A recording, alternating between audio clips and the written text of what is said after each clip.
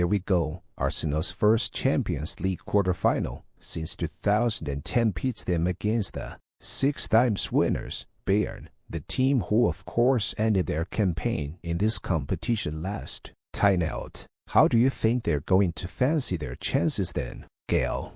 Well, Mikel Arteta has caught on his side to rewrite a little bit of history. When the draw was made, I think most people's minds went back to 2017, where they lost 10-2 on aggregate. When you have a look a little bit closer at some of the results over the past few years, it doesn't make great reading, does it? For Arsenal, with Bayern winning 7 of the team's 12 contests and the last 3 all by 5-1, including of course the most recent tie in the round of 16, 17 years ago. But it's very hard to compare those sides to where Arsenal are right now. We've all spent a bit of time around Arsenal, and there is so much belief when you've got a side that have only conceded for Premier League goals and have scored 38 since the turn of the year. It is a very different proposition against a Bayern Munich team who are also a very different proposition.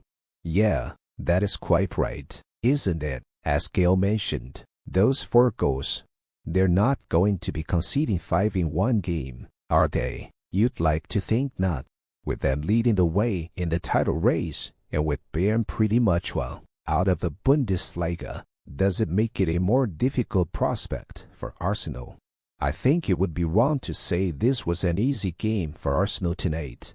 Irrespective of Bayern Munich's form at the moment and their record in the Bundesliga, I think European pedigree does count for something at this stage of the competition.